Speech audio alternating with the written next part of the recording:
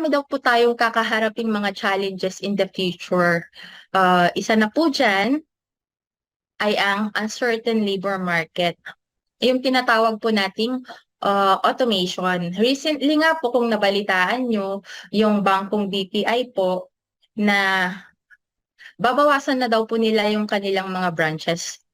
Uh, Kasi sobrang mahal po ang mag-operate ng mga maraming branches.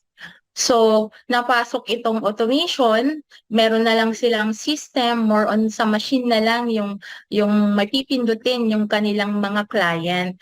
Just like GCash din po, gumagamit na sila yung mga automation, may system na sila, may machine para yung mga transaction mas mapapadali po. So, hindi po tayo nakakasiguro kung anumang trabaho meron po tayo ngayon. So, kailangan meron po tayong backup career para just in case na dumating yung time na tayo po ay mapalitan ng isang robot or isang system na lang, ay meron po tayong backup plan.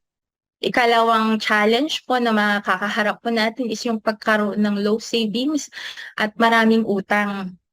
Ikatlo ay yung pagkakaroon ng mahal po na edukasyon.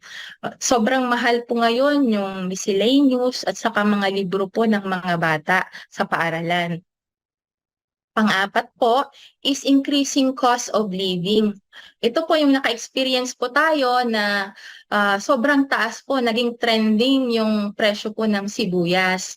And malapit na po ang Christmas, so malapit na rin pong magsisitaasan yung mga pang Noche Buena, mga ganon, mga bilihin sa merkado po. Magsisitaasan na kasi marami na pong Christmas. So kailangan po natin talagang paghandaan.